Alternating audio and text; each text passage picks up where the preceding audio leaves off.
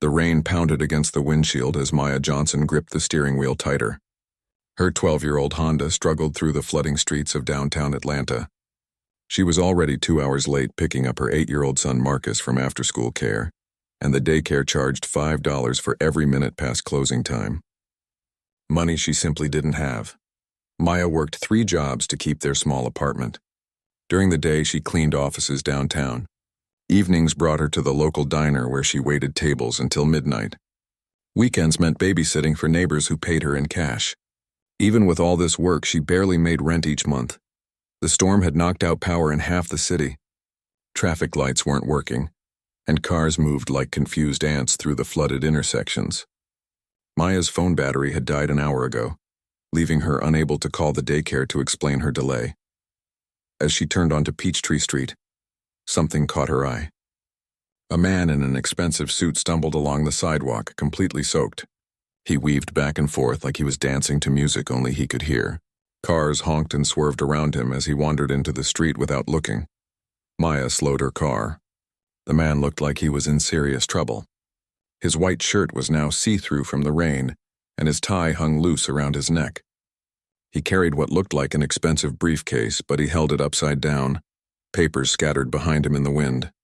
She pulled over and rolled down her window. Sir, you need to get out of the street." The man turned toward her, voice squinting through the rain. He had dark hair plastered to his forehead and eyes that seemed to look right through her. When he tried to walk toward her car, he stumbled and nearly fell. Maya glanced at the clock on her dashboard. Marcus would be worried sick, and the daycare bill was growing by the minute. But she couldn't just drive away and leave this man to get hit by a car. She parked and got out, instantly soaked by the cold rain. "Hey, are you okay?" "You shouldn't be walking around like this." The man mumbled something she couldn't understand. Up close, she could smell the alcohol on him. His expensive watch caught the light from a nearby street lamp, and she noticed his shoes probably cost more than she made in 2 months. "Where do you live?" she asked, raising her voice over the storm. He pointed vaguely down the street, then in the opposite direction, then shrugged. Clearly he had no idea where he was going. Maya looked around. The street was getting more dangerous by the minute. Water was rising, and the few cars still out were driving recklessly fast. She made a decision that would change everything. "Come on," she said, taking his arm gently. "Let's get you somewhere safe." The man didn't resist as she helped him to her car. He was heavier than he looked, and she struggled to keep him upright. When they reached her Honda, he stared at it like he'd never seen such a car before. "It's not much, but it's dry," Maya said, opening the passenger door. Getting him into the car took several tries. He kept trying to get in backwards, and once he almost sat on the dashboard instead of the seat. Finally, Maya managed to guide him properly into the passenger seat and buckled his seatbelt. She noticed his briefcase was still upside down, dripping expensive papers onto her worn car mats. Gently, she turned it right side up and placed it on his lap. "What's your name?" she asked as she started the car. "James," he said, his words still slurred but clearer now that he was out of the rain. James Whitmore. The name meant nothing to Maya. She was too busy trying to figure out what to do next. She couldn't just drop him off at a random street corner, but she also couldn't afford to spend much more time away from Marcus. "Do you have your address written down somewhere? Maybe in your wallet?" James fumbled through his jacket pockets, pulling out a leather wallet that looked more expensive than Maya's monthly grocery budget. Cards scattered everywhere as he tried to open it with shaking hands. Maya pulled over under a streetlight and helped him look through the wallet. Between credit cards with names she'd never heard of and business cards for companies she didn't recognize, she found a driver's license. The address was in Buckhead, Atlanta's wealthiest neighborhood. Maya had cleaned offices there but never actually lived anywhere close. It was at least 30 minutes away in good weather, maybe an hour in this storm. She looked at James, who had closed his eyes and was leaning against the window. His breathing had steadied and he looked almost peaceful despite being completely drunk. Maya thought about her own father, who had struggled with alcohol before he died when she was 16. She remembered all the nights she wished someone had helped him get home safely. "Okay, James Whitmore," she said quietly. "Let's get you home." As she pulled back into traffic, Maya had no idea that the man sleeping in her passenger seat owned half the office buildings she cleaned. She didn't know that his face regularly appeared on the business section of newspapers she couldn't afford to buy, All she knew was that he needed help, and helping people was something Maya had always done, even when she could barely help herself. The drive to Buckhead would take them through the worst part of the storm, but Maya Johnson had made up her mind. Sometimes doing the right thing meant taking a risk even when you had everything to lose. The drive to Buckhead felt like navigating through a nightmare. Maya's wipers could barely keep up with the rain, and several streets were completely flooded. She had to take 3 different detours, each one adding more time to her journey. Her phone remained dead, and she knew Marcus was probably crying by now. James woke up twice during the drive. The first time he looked around confused and asked where they were. Maya explained gently that she was taking him home, and he nodded before falling back asleep. The second time he was sick and Maya had to pull over quickly. She held his expensive briefcase while he threw up on the side of the road, rain soaking them both again. "I'm sorry," he mumbled as she helped him back into the car. "I'm so sorry about this." "It's okay," Maya said, though her car now smelled terrible and she was shivering from being wet again. Everyone needs help sometimes. When they finally reached the address on his license, Maya couldn't believe her eyes. The house wasn't a house at all. It was a mansion that looked like something from a movie. A long driveway curved through perfectly landscaped gardens, leading to a 3-story home with more windows than Maya could count. Even in the storm, she could see the elegant columns and the circular driveway with a fountain in the center. "This is where you live?" she asked. But James was asleep again. Maya drove slowly up the driveway, feeling very out of place in her old Honda. The house was mostly dark, with only a few lights on upstairs. She parked near the front door, which looked like it belonged on a castle. Getting James out of the car proved even harder than getting him in. He was completely dead weight now, and Maya struggled to support him as they walked to the massive front door. She looked for a doorbell and found one that probably cost more than her monthly salary. The door opened before she could ring it. An older woman in a bathrobe stood there, her face filled with worry that quickly turned to relief when she saw James. "Oh, thank goodness," the woman said with a slight accent Maya couldn't place. "I was so worried when he didn't come home. I'm Mrs. Peterson, the housekeeper." Together, they managed to get James inside. Maya found herself in a foyer bigger than her entire apartment. A crystal chandelier hung from the ceiling, and the marble floors were so shiny she could see her reflection. Everything screamed money in a way Maya had never experienced. "How did you find him?" Mrs. Peterson asked as they helped James onto a sofa that probably cost more than Maya's car. "He was walking in the street downtown," Maya explained. "I couldn't just leave him there. It wasn't safe." Mrs. Peterson looked at Maya with new respect. "That was very kind of you. Mr. Whitmore has been having a difficult time lately. His business partner died in an accident last month and he's been drinking more than usual." Maya nodded, understanding. Grief made people do things they wouldn't normally do. She looked around the huge room, suddenly feeling very aware of her wet clothes and worn shoes on the expensive carpet. "I should go," she said. "I need to pick up my son." "Wait," Mrs. Peterson said. "Let me get you something for helping him. Mr. Whitmore would want to thank you properly." "No, that's okay," Maya said quickly. "I don't need anything." But Mrs. Peterson was already walking away. Maya stood awkwardly in the grand room, looking at paintings on the walls that probably cost more than she would earn in her lifetime. James was snoring softly on the sofa, looking much younger and more peaceful than he had in the street. Mrs. Peterson returned with the envelope. "Please take this. Mr. Whitmore is a good man, but he's been lost since his friend died. You may have saved his life tonight." Maya wanted to refuse the money, but she thought about Marcus waiting at the daycare and the late fees adding up. She took the envelope, planning to open it later. "Will he be okay?" she asked, looking at James. "I'll make sure he gets to bed safely and has plenty of water. He'll have a terrible headache tomorrow, but he'll be fine. Thank you again, Miss Maya Johnson. Thank you, Miss Johnson. You're an angel." Maya drove home through the storm feeling strange about the whole experience. She had never been inside a house like that. Had never met someone so wealthy they could get that drunk and still afford to lose important papers in the rain. But she had also never met a housekeeper who seemed to genuinely care about her employer like family. When she finally reached the daycare, it was past 10 o'clock. Marcus ran to her, tears in his eyes. "Mom, I thought something happened to you." "I'm sorry, baby. There was a big storm and I had to help someone." "Are you okay?" The daycare director handed Maya a bill for the late fees. It was $47, money she definitely didn't have. Then she remembered the envelope.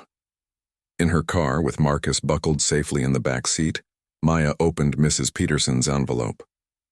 Inside were $500 bills. $2,500 total. More money than Maya had seen at one time in her entire life. There was also a business card with James Whitmore's name and the words Whitmore Industries printed in gold letters. On the back, someone had written a phone number in neat handwriting. Maya stared at the money, her hands shaking. This was enough to pay rent for 3 months. Enough to get Marcus those new shoes he needed for school. Enough to fix her car's air conditioning that had been broken all summer. "Mom, are you crying?" Marcus asked from the back seat. "Happy tears, baby," Maya said, wiping her eyes. "Just happy tears." As she drove home to their small apartment, Maya had no idea that the business card in her hand belonged to one of the most powerful men in Atlanta. She didn't know that James Whitmore owned the building where she worked, or that his company employed thousands of people across the country. All she knew was that sometimes, when you helped someone without expecting anything in return, the universe found a way to help you back. But she also couldn't shake the feeling that this was just the beginning of something much bigger than one stormy night. 3 days passed before Maya heard from James Whitmore again. She had spent those days in a strange state of disbelief, checking and rechecking the money he had left for her. She paid her rent early for the first time in years, bought Marcus new school clothes, and even treated them both to dinner at a restaurant that wasn't McDonald's. She kept the business card on her nightstand, staring at it sometimes before falling asleep. Part of her wondered if she should call to check on him, but what would she say? She was just a cleaning lady who happened to help a drunk stranger. They lived in completely different worlds. The call came while she was mopping the floors at Peterson & Associates law firm, one of the office buildings on her cleaning route. Her phone rang, and she almost didn't answer because she didn't recognize the number. "Is this Maya Johnson?" The voice was clear and sober, nothing like the mumbling man from the storm. "Yes, this is Maya. This is James Whitmore. I believe we met the other night, though I'm ashamed to say I don't remember much of it. Mrs. Peterson told me what you did for me." Maya stopped mopping and moved to a quiet corner. "How are you feeling? Are you okay?" "Better, thanks to you. I understand you got me home safely when I was in no condition to help myself. Mrs. Peterson said you wouldn't take no for an answer about helping me, even though you clearly had somewhere else you needed to be." "It was nothing," Maya said, feeling embarrassed. "Anyone would have done the same thing. Actually, no. 3 people walked past me that night before you stopped. I found that out later from security cameras. Most people would have assumed I was just another drunk and kept driving." Maya didn't know what to say to that. "I'd like to meet you properly," James continued. "Would you have time for coffee this week? I want to thank you in person, and I have something I'd like to discuss with you." Maya looked around the office she was cleaning, at the expensive furniture and the view of the city she would never afford to live in. "Mr. Whitmore, you already thanked me more than enough. You don't need to do anything else. Please, it would mean a lot to me. Are you free Thursday afternoon? There's a coffee shop called Brew and Bean on 5th Street. Do you know it?" Maya knew it. She had walked past it many times, looking through the windows at people who could afford $5 coffee drinks. "I work during the day, but I could meet you after 4 o'clock. "Perfect. 4:30 then, and Maya, thank you again for that night. I was in a very dark place and you probably saved my life." After he hung up, Maya stood in the empty office building, wondering what she had gotten herself into. She had never been to a business meeting in her life. She didn't even own clothes nice enough for a place like Brew and Bean. Thursday afternoon, Maya left Marcus with her neighbor Mrs. Rodriguez and drove downtown. She had borrowed a simple dress from her coworker Janet, who was about the same size. It wasn't fancy, but it was clean and professional looking. The coffee shop was exactly as intimidating as she had imagined. Everyone inside looked like they belonged in magazine advertisements. Maya almost turned around and left, but then she saw James sitting at a corner table. He looked completely different from the drunk man she had rescued. His hair was neatly combed. He wore a crisp blue shirt and tie, and he was reading what looked like a financial newspaper. When he saw her, he stood up immediately and smiled. "Maya, thank you for coming. Please sit down. Can I get you something to drink?" "Just coffee is fine," Maya said, settling into the chair across from him. James returned with 2 cups of coffee and a plate of pastries. I wasn't sure if you'd eaten, so I got some of these just in case. Maya accepted the coffee gratefully. It was the best coffee she had ever tasted, rich and smooth in a way that made her understand why people paid so much for it. I want to start by apologizing, James said. The way you found me that night was inexcusable. I've been struggling since my business partner and best friend died. But that's no excuse for putting myself and others in danger. Everyone deals with loss differently, Maya said quietly. I'm sorry about your friend, thank you. David was like a brother to me. We built our company together from nothing, and when he died, I felt like I lost my purpose. James paused, looking out the window. But talking to Mrs. Peterson about what you did made me realize something important. Maya waited for him to continue. You didn't know who I was that night. You had no idea if helping me would benefit you in any way. You just saw someone who needed help and you helped them, even though it cost you time and probably money you couldn't afford to lose. Maya felt uncomfortable with the praise. I just did what felt right. That's exactly my point. I've been surrounded by people who do things because they want something from me for so long. I had forgotten what genuine kindness looks like. James leaned forward. Mrs. Peterson told me you tried to refuse the money we offered. It was too much. I mean, I'm grateful, but it was way more than necessary. James smiled. It wasn't nearly enough for what you did. But I'm hoping I can do something more meaningful for you. He paused, seeming to choose his words carefully. I've been thinking about David's death and what he would want me to do with my life. He always believed successful people have a responsibility to help others succeed too. Maya wasn't sure where this conversation was going. I own several businesses in Atlanta, James continued. One of them is a property management company that oversees residential buildings. We're looking for someone to manage one of our smaller apartment complexes. It would mean a steady salary, health insurance, and an apartment for you and your son. Maya nearly choked on her coffee. Mr. Whitmore, I don't know anything about property management. You can learn. More importantly, you have something that can't be taught. You genuinely care about people. You proved that when you helped a stranger in the rain. James pulled out a folder. The building has 48 units and it's in a good neighborhood with excellent schools. The job would involve collecting rent, coordinating repairs, and handling tenant issues. We'd provide training and support. Maya looked at the papers he slid across the table. The salary was more than double what she made from all three of her current jobs combined. Why me? She asked. You could hire someone with experience, someone with a college degree. Because experience can be gained and education can be provided. But character, that's something people either have or they don't. You have it. James looked directly at her. That night you saw someone who needed help, and you helped them without thinking about what you might gain. That's the kind of person I want representing my company. Maya stared at the job description, her mind racing. This could change everything for her and Marcus. But it seemed too good to be true. I need some time to think about this, she said. Of course. Take all the time you need. But Maya, I hope you'll say yes. I think this could be the beginning of something good for both of us. As Maya drove home, she couldn't stop thinking about James's offer. In one storm-filled night, her decision to help a stranger had led to an opportunity that could transform her entire life. But she also wondered if she was really qualified for such a big responsibility, or if James was just being generous out of guilt and gratitude. Little did she know that James had spent the last 3 days having her background checked, not because he doubted her character, but because he wanted to understand the full extent of her struggles. What he had learned only confirmed his belief that Maya Johnson was exactly the kind of person he wanted to work with, and exactly the kind of person his friend David would have wanted him to help. Maya spent the next week agonizing over James's offer. She talked to Mrs. Rodriguez, who told her she would be crazy not to take it. She called her sister in Birmingham, who was suspicious of the whole thing and warned her that rich people always had ulterior motives. She even asked Marcus what he thought about moving to a new apartment. Will I get my own room? He asked, his 8-year-old priorities crystal clear. Yes, baby. Your own room with space for all your toys. Then I think we should do it, Mom. But Maya's biggest concern wasn't whether to take the job. It was whether she could actually do it well. She had never managed anything more complicated than her own small apartment and 3 part-time jobs. The idea of being responsible for 48 families felt overwhelming. On Saturday morning, she called the number on James's business card. I'd like to see the building, she told him. Before I make my decision, I want to understand what I'd be getting into.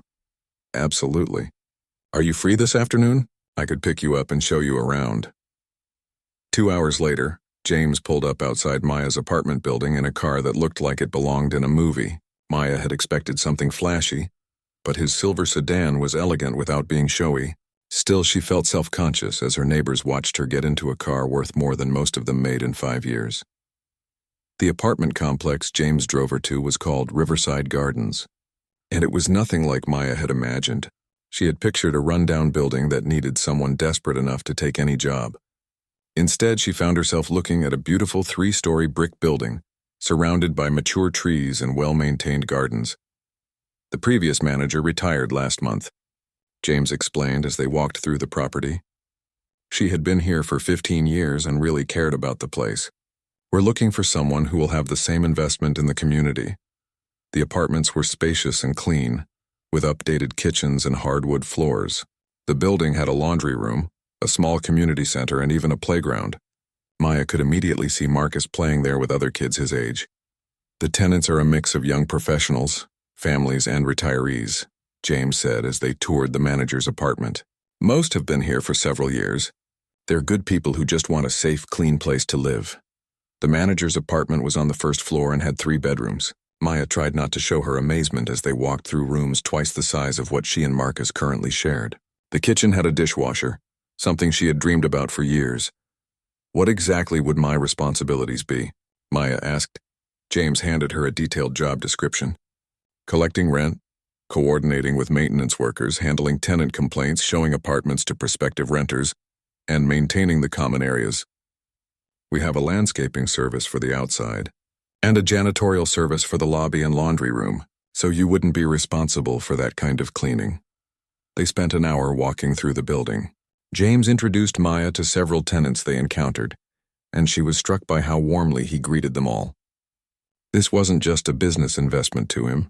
He genuinely cared about providing people with good homes. "Can I ask you something?" Maya said as they sat on a bench in the building's courtyard. "Of course. Why is this so important to you? I mean, you could hire a professional property management company to handle this." James was quiet for a moment, watching a group of children play on the playground. "My friend David grew up poor," he said finally. "His family moved constantly because landlords kept raising rent or selling buildings. He never had stability as a child, never had a place that felt like home. When we started making money, one of the first things he wanted to do was create quality housing that working families could afford." Maya began to understand. This wasn't charity. It was a mission. David believed that having a safe, stable home was the foundation for everything else in life. Kids do better in school when they're not worried about where they'll sleep next month. Adults can focus on advancing their careers when they're not spending every weekend looking for a new apartment. "Is that why you offered me this job? Because I remind you of the people you're trying to help?" James turned to look at her directly. "Partly, but also because you have qualities that can't be taught. You're resourceful, you're caring, and you understand what it's like to struggle. The tenants here would trust you because you've been where they are." Maya looked around the courtyard, imagining herself living here with Marcus. It would be like moving to a different world, but also like being part of a community in a way they had never experienced. "What if I mess up?" she asked. "What if I'm not good at this? Then we'll figure it out together. I'm not expecting you to be perfect from day one. We'll provide training and I'll be available whenever you have questions." James smiled. "Besides, the fact that you're worried about doing well tells me you're exactly the right person for this job." That evening, Maya sat in her current apartment looking at the job offer papers spread across her small kitchen table. Marcus was asleep in their shared bedroom, and the apartment felt smaller than ever. Through the thin walls, she could hear her neighbor's television and someone upstairs walking around in heavy boots. She thought about the quiet, spacious apartment at Riverside Gardens. She thought about Marcus having his own room, about having a dishwasher and a community where he could make friends. She thought about earning enough money to save for his future, instead of just surviving each month. But mostly she thought about James's words about David and the importance of stable housing. She realized that this job wasn't just about improving her own life. It was about helping 48 families maintain the stability they needed to build their dreams. The next morning, Maya called James. "I'll take the job," she said. "When do I start?" "How about Monday?" We can spend the week training you and you can move into the apartment next weekend." After she hung up, Maya sat in her kitchen and cried. Not sad tears this time, but tears of relief and hope and gratitude. In 1 week, her life had gone from a constant struggle to survive to an opportunity she never could have imagined. She called Mrs. Rodriguez to tell her the news, then her sister, then even called in to quit her 3 part-time jobs. Each conversation felt surreal, like she was talking about someone else's life. That afternoon, she took Marcus to see their new home. He ran through the empty rooms, claiming the biggest bedroom and planning where he would put his toys. In the community center, they met other families, and Marcus immediately started making friends with kids who would be in his new school. As Maya watched her son laugh and play with children in a safe, beautiful environment, she realized that helping James that stormy night hadn't just changed her destiny. It had changed Marcus's too, giving him opportunities and stability that would affect the rest of his life. She had no idea that this was still just the beginning, or that James had much bigger plans for their partnership than managing a single apartment building. But for now, it was enough to know that sometimes one act of kindness could create ripples that changed everything. Maya's first month as property manager of Riverside Gardens passed in a whirlwind of learning and adjustment. The training James provided was thorough, covering everything from rent collection procedures to emergency maintenance protocols. But the real education came from working with the tenants themselves. Mrs. Chen in apartment 2B had been struggling with a leaky faucet for weeks, too embarrassed to complain because the previous manager had been dismissive of her concerns. Maya not only had it fixed immediately, but also walked through Mrs. Chen's apartment to check for other issues. Young couple in 3A were behind on rent due to unexpected medical bills, and they were terrified of eviction. Instead of simply following company policy, Maya worked with them to create a payment plan that allowed them to catch up without losing their home. The elderly man in 1C had been isolated since his wife's death, barely leaving his apartment. Maya made a point of checking on him regularly and connected him with other residents who became genuine friends. Word spread quickly through the building that Maya was different from previous managers. She didn't just collect rent and handle complaints. She genuinely cared about the community. Tenants began approaching her not just with building issues, but with personal problems they trusted her to understand. James visited the property regularly, officially to check on operations, but Maya began to suspect he was also checking on her. Not because he doubted her abilities, but because he seemed to enjoy seeing the positive changes she was making. "I've had 3 applications for the vacant apartment in 2D, Maya told him during one of his visits. "All of them seem like they'd be good fits for the community. What's your recommendation?" James asked. Maya was surprised. She had expected him to make the final decision about new tenants. "There's a single mom with a 10-year-old daughter. Her previous landlord gave her a great reference, and she works as a nurse at the children's hospital. I think she'd really appreciate what we're trying to build here. Then she's our new tenant. I trust your judgment completely." These conversations became more frequent, and Maya realized that James was treating her as much more than just an employee. He asked for her opinions on building improvements, listened carefully to her suggestions about tenant services, and even began discussing his plans for other properties. "I'm thinking about buying the apartment complex on Maple Street," he told her one afternoon as they walked through Riverside Gardens. "It needs a lot of work, but it could be really special with the right management." "Are you thinking about expanding?" Maya asked. "I'm thinking about you managing it," James said casually, as if he hadn't just suggested doubling her responsibilities. Maya stopped walking. "James, I've been doing this job for exactly 6 weeks. I'm still figuring out how to manage 48 units, and you're doing it better than managers I've hired with years of experience. Maya, you have a gift for this. The tenants here don't just respect you, they trust you. That's incredibly rare." Maya felt the familiar flutter of anxiety that came with new opportunities. What would that even look like? "I can't be in 2 places at once. We'd hire an assistant manager for Riverside Gardens, someone you could train. You'd oversee both properties, but Maple Street would be your primary focus. It needs someone who can build a real community from the ground up." That evening, Maya sat in her beautiful apartment, looking out at the courtyard where Marcus was playing soccer with friends he had made in the building. 6 months ago, she had been cleaning other people's offices and worrying about rent. Now James was offering her the opportunity to manage multiple properties and potentially build a career in real estate management. She called her sister in Birmingham.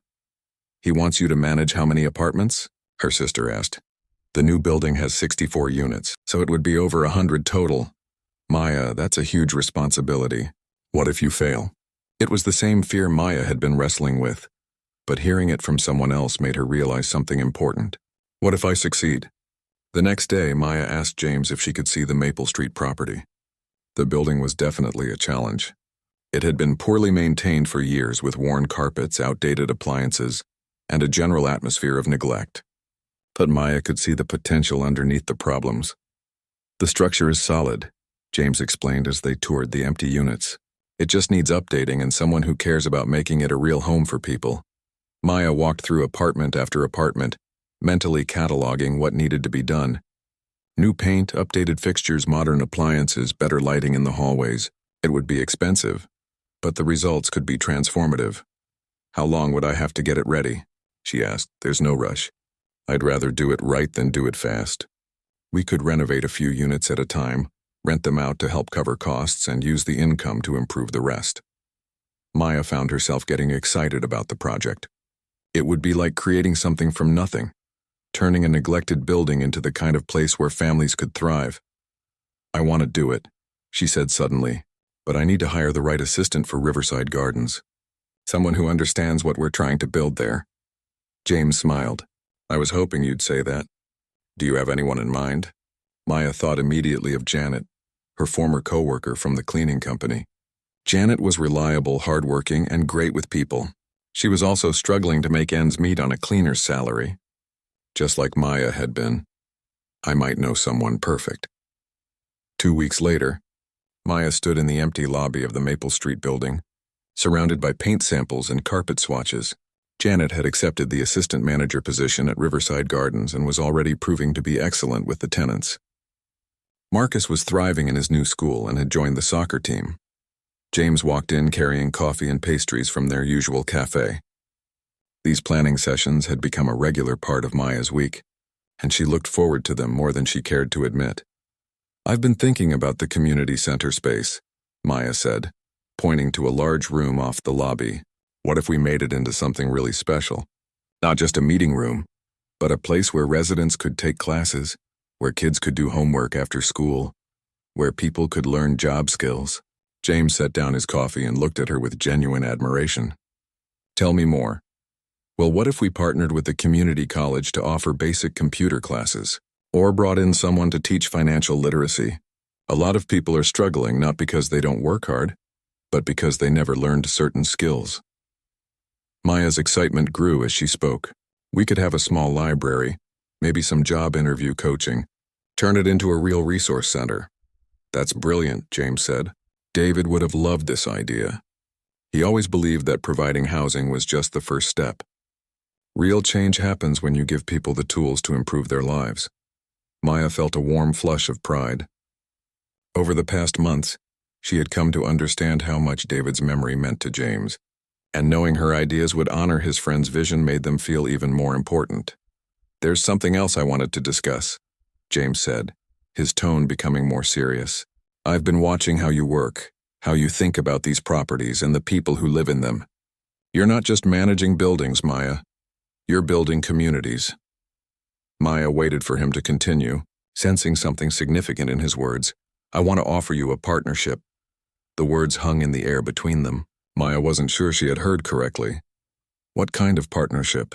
"I want you to become my business partner in the residential division of Whitmore Industries. Not just an employee, but an actual partner with equity in the company. You'd help me acquire and develop properties, but more importantly, you'd lead the community building aspect that I'm not equipped to handle alone." Maya sat down heavily in one of the folding chairs they had brought for their planning sessions. "James, I don't have money to invest. I don't have business experience. I don't even have a college degree. You have something more valuable than any of that. You understand what people need to feel safe and supported in their homes. You see potential where others see problems. And most importantly, you care about the outcome in a way that goes beyond profit." James pulled out a folder filled with legal documents. "I've had my lawyers draw up a partnership agreement.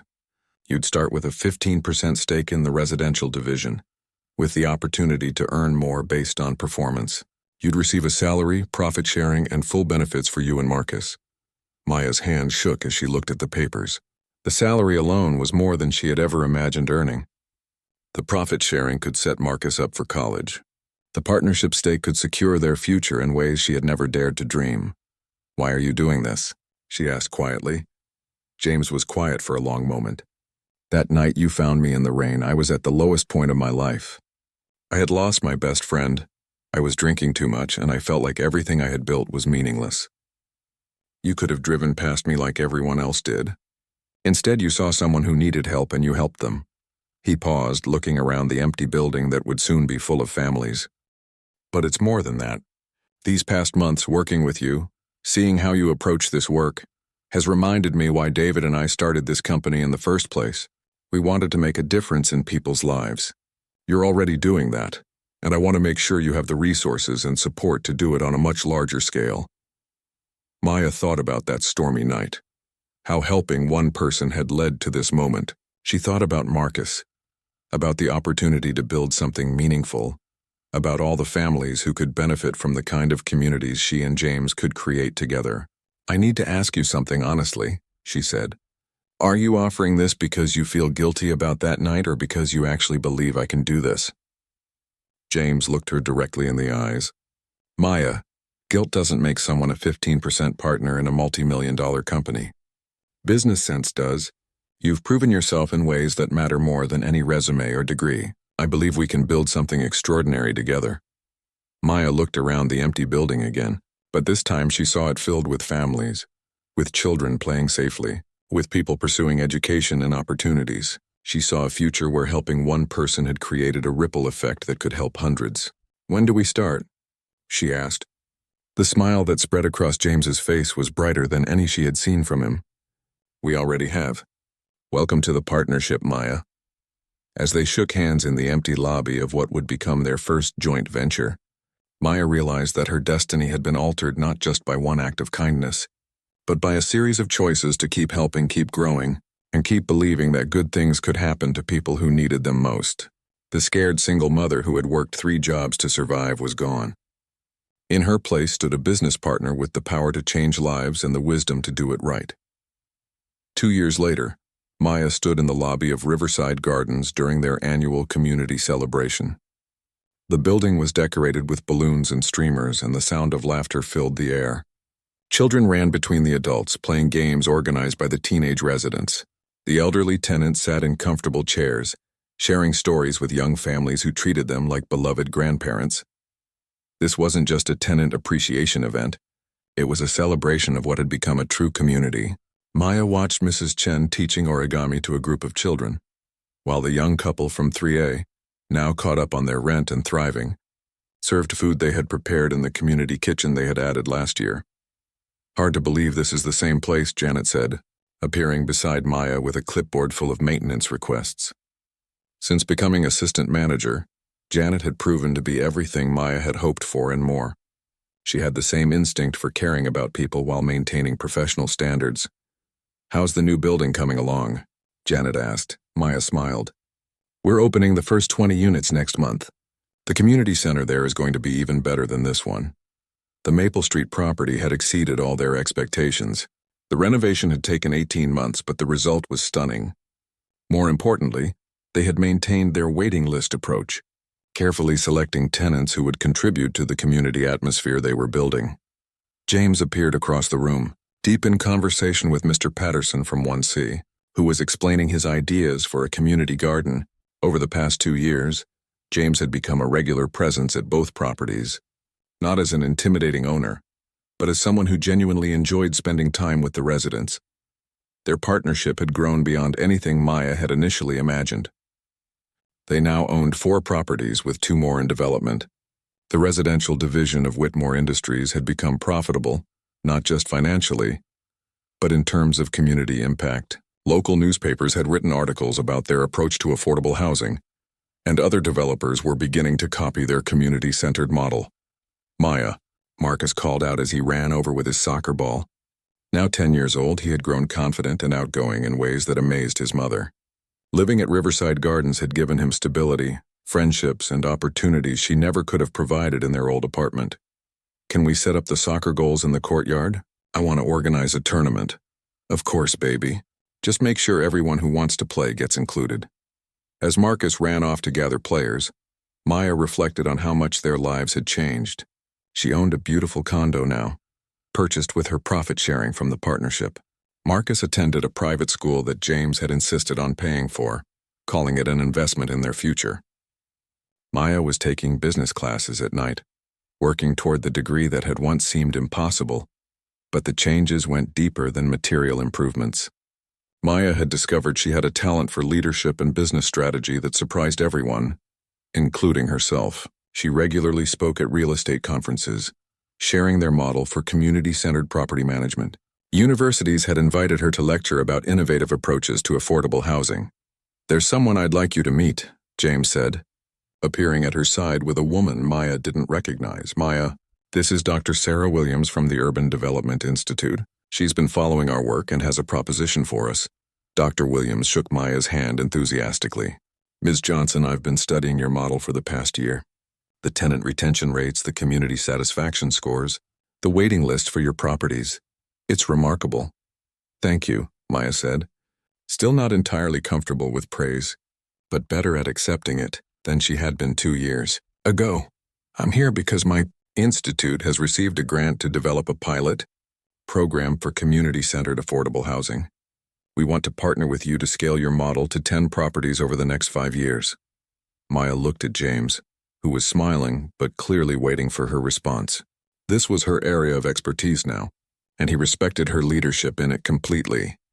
"Tell me more about the grant, Maya," said Dr. Williams. Explained that the federal government was funding innovative approaches to housing that could be replicated in cities across the country.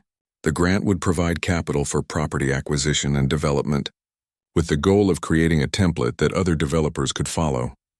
"We're not just talking about Atlanta," Dr. Williams continued. "If the pilot is successful, this model could be implemented nationally. You could impact thousands of families." Maya felt the familiar flutter of anxiety that came with big opportunities, but it was tempered now by confidence gained through experience. She had learned to trust her instincts and her abilities. "I'd want to maintain our standards," she said. "We don't just rent apartments. We build communities. That takes time and attention to detail that can't be rushed." "Absolutely. That's exactly why we want to work with you. The goal isn't to scale quickly, it's to scale correctly." As the conversation continued, Maya found herself thinking about that stormy night 2.5 years ago. She had been a struggling single mother working 3 jobs, worried about late fees and monthly rent. Now she was discussing plans that could affect housing policy nationwide. Later that evening, after the celebration had ended and the building had returned to its peaceful evening rhythm, Maya and James sat in her apartment reviewing the proposal from the Urban Development Institute. "What do you think?" James asked. "I think it's incredible," Maya said, "and terrifying. What if we can't replicate what we've built here? What if it only works because we're personally involved in every detail? Then we figure out how to stay personally involved on a larger scale. We hire the right people, train them properly, and make sure they understand that this isn't just about real estate. It's about people's lives." Marcus had fallen asleep on the couch between them while they worked, exhausted from organizing games at the celebration.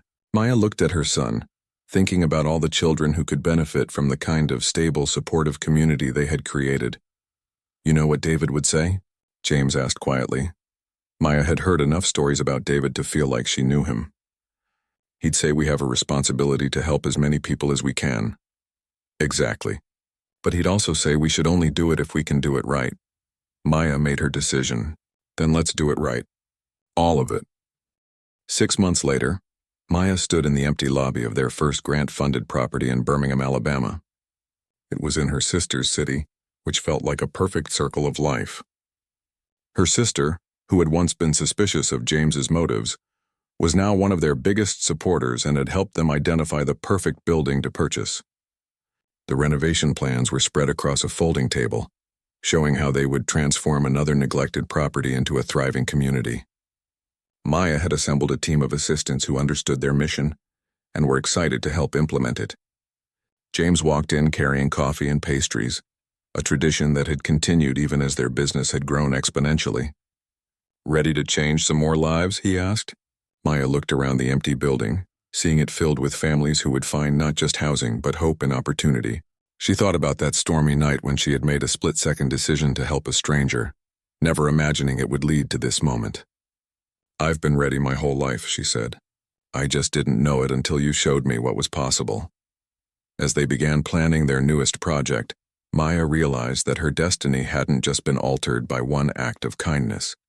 It had been shaped by a series of choices to keep helping, keep growing, and keep believing that ordinary people could do extraordinary things when given the chance.